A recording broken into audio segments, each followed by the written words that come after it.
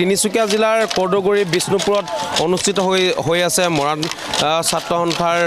কেন্দ্ৰীয় প্ৰতিষ্ঠা দিৱস আজিৰ দিনটোত আৰু কাইলৈ দুদিনীয়াকৈ অনুষ্ঠিত কৰিছে আৰু মই সতীৰ্থক দেখাবলৈ অনুৰোধ কৰিছোঁ এয়া হ'ল মৰাণ জনগোষ্ঠীৰ যি স্বকীয় বৈশিষ্ট্য আছে স্বকীয় বৈশিষ্ট্য গছ তলৰ বিহু আৰু মোৰ লগত সদৌ মৰাণ ছাত্ৰ সন্থাৰ কেন্দ্ৰীয় সমিতিৰ সভাপতি পলীন্দ্ৰ বৰা আছে পোনপ্ৰথমে শুভেচ্ছা জনাইছোঁ সদৌ মৰাণ ছাত্ৰ সন্থাৰ কেন্দ্ৰীয় প্ৰতিষ্ঠা দিৱসৰ আৰু কেনেদৰে আয়োজন 9 বজাৰ পৰা আমি প্ৰতিটো কাৰ্যসূচী আৰম্ভ হৈছে প্ৰথমতে আমাৰ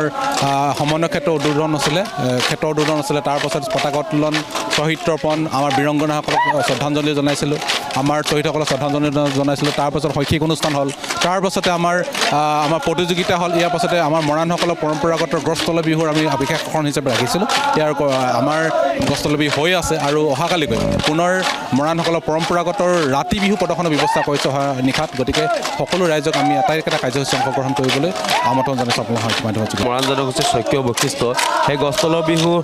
কিছু দৃশ্য আপোনালোকক দেখাবলৈ চেষ্টা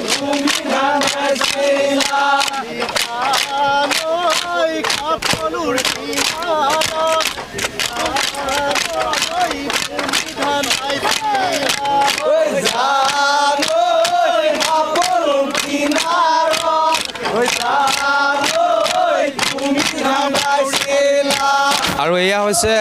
মৰাণ জনগোষ্ঠীৰ যি স্বকীয় বৈশিষ্ট্য গছ তলৰ বিহু আৰু সেই গছ তলৰ বিহু মৰাণ ছাত্ৰ সন্থাৰ যি কেন্দ্ৰীয় প্ৰতিষ্ঠা দিৱসত প্ৰদৰ্শন কৰা দেখা গৈছে